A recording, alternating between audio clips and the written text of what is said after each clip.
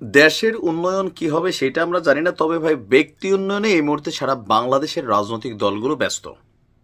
সংস্কার টংস্কার এগুলো আসলে মৌখিক কথা হলেও প্রত্যেকটা সংস্কারের সাথে বলেন, আগামী দিনে ক্ষমতামুখী রাজনৈতিক দলগুলো বলেন, সবার টার্গেট হচ্ছে ক্ষমতা, টাকা পয়সা, প্রতিপত্তি। এর বাহিরে আসলে বাংলাদেশ নিয়ে আমরা কে কতটুকু ভাবি সন্দেহজনক। কারণ এই জুলাই আগস্ট অভ্যুত্থানের স্পিরিট থেকে যে রাজনৈতিক দলটার উৎপত্তি হয়েছে এনসিপি, তারা নিজেরাই কতটা সৎ সঠিক পথে আছে, দেশ জনগণের পথে আছে।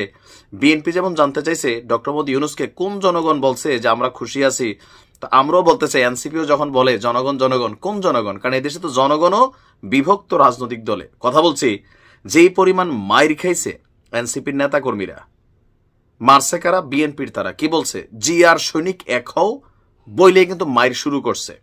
এখন এই মারামারির ইস্যুটার মধ্যে প্রধান জিনিসটা এখানে যেই কারণে হয়েছে ক্ষমতা, আর কিছুই না। বাগেরহাটের মোংলায় এনসিপির শ্রমিক সমাবেশে বিএনপি সমর্থিত শ্রমিকদের হামলার ঘটনা ঘটেছে। এবার বুঝছেন কারা কারা খেলছে, যে এনসিপির শ্রমিক বনাম বিএনপির শ্রমিক। এরা এই যে শ্রমিক লেভেলের রাজনীতি, এরা ভাই ফেডে আনে ফেডে খায়, কিন্তু তারপরে এরা যার যার দল তৈরি করতেছে। কেন? যেই দলে থাকলে সুযোগ সুবিধা বেশি আসবে, বন্দর কন্ট্রোলিং হবে, ধান্দা রান্দা ভালো আসবে, শ্রমিক ঘাট সর্দার অনেক কিছু, এভরিথিং অ্যাবাউট টাকা। ঘটনার প্রেক্ষাপট হচ্ছে শ্রমিকদের নিয়ে এনসিপির নেতারা সমাবেশ স্থলে পৌঁছানোর আগেই তাদের উপর হামলা হয়েছে। এতে সমাবেশ পণ্ড হয়ে যায়, নারী নেত্রীসহ 10 জন আহত হয়েছে এনসিপির।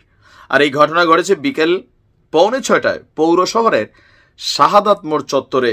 আপনার এই ঘটনাটা জানা যায় এনসিপির শ্রমিক সংগঠনের কেন্দ্রীয় নেতারা তাদের সমর্থিত স্থানীয় শ্রমিকদের সঙ্গে নিয়ে এই সমাবেশে যোগ দিতে যাচ্ছিলেন। এই সময় তাদের উপর হামলা হলে শেষ পর্যন্ত সমাবেশ স্থলে না গিয়ে আত্মরক্ষা করেন। হামলায় এনসিপির শ্রমিক উইংয়ের এক নারী নেত্রী সহ 10 জন আহত। হামলা ও লাঞ্ছনার শিকার হয়ে সংগঠনটির কেন্দ্রীয় নেতারা রাত 8:30টায় সমাবেশ ছাড়াই মোংলা ত্যাগ করেন। এটার নাম হচ্ছে লোকাল পলিটিক্স, মাঠের শক্তি। আমরা এটা বরাবরই এনসিপির বোঝানোর চেষ্টা করি যে বিএনপির নিয়ে আপনার সবসময় অতিরিক্ত কথা বলা উচিত না, কারণ লোকাল পর্যায়ে শ্রমিক টু শ্রমিক তারা কিন্তু ওই কূটনীতিক বক্তব্য, কৌশলী বক্তব্য দিবে না, সুযোগ পেলে মারবে, যেটা আমরা দেখলাম। তবে এই ঘটনা কোনোভাবেই কাম্য না। আপনার এনসিপির শ্রমিক উইং এর কেন্দ্রীয় নেতাদের অভিযোগ, জিআর সৈনিক এক হও স্লোগান দিয়ে বিএনপির নেতৃত্বাধীন দুষ্কৃতকারীরা, কেন বিএনপির যারা নেতৃত্বাধীন দুষ্কৃতকারী কেন হয়ে গেল? তারাও তো শ্রমিক। এখন আপনাদের মার্সে দেখে দুষ্কৃতকারী নাকি? আসলে বিষয়টা হচ্ছে সবাই শ্রমিক, তাদের উপর ন্যাক্কারজনক হামলা চালায়। বিকেল 5টায় এনসিপির শ্রমিক উইং মোংলা বন্দর জাহাজে কর্মরত মজুর ভিত্তিক শ্রমিকদের নিয়ে পূর্ব ঘোষিত শ্রমিক সংঘ চত্বরে আপনার একটা জরুরি সভা তলব করে, কিন্তু এনসিপির নেতারা বিলম্বে এলে 6:45টার সমাবেশে স্থলের দিকে যান। শ্রমিক সংঘ সংলগ্ন শাহাদাত মোড়ে পৌঁছালে তাদের যাত্রা রোধ করে আগে থেকে বিএনপির, এরপরে তারা মাইটার দিছে। এখন দেখেন সারা বাংলাদেশে এত শ্রমিক আছে, তো কেন এনসিপি গিয়া এই মোংলা বন্দরের শ্রমিক নিয়ে? এর আগে হান্নান মাসুদ সহ বেশ কয়েকজনের নামে অভিযোগ আছে, তারা মোংলা বন্দরটার মানে কন্ট্রোলিং তারা নিয়ে নিছেন। কেন? ওইখানে শ্রমিকদের সাথে মিটিং করলে বন্দর থেকে পয়সা আসে নাকি? যদি তাই না হয়, শ্রমিকদের নিয়ে একটা সমাবেশ করতে গেলে এখন মোংলা বন্দরের শ্রমিক নিয়ে করতে হবে। ভাই, ঢাকা শহর কি শ্রমিকের অভাব আছে?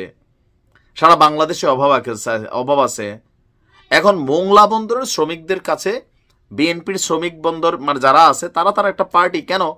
এতদিন যারা খাইতে পারে না, আওয়ামী লীগ বেসিক ছিল, আওয়ামী লীগ চলে গেছে, এখন মাঠটা খালি। তো সেই খালি মাঠে এনসিপি, ইউনূস সাহেব ক্ষমতায় থাকে, তারাও অনেক বড় প্রভাবশীল।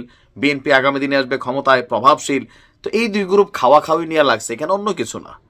এনসিপির বোঝা উচিত মাঠের রাজনীতিতে ক্ষমতা আরেক জিনিস, মানে মাঠের শক্তিটা আরেক জিনিস। তবে বিষয়গুলো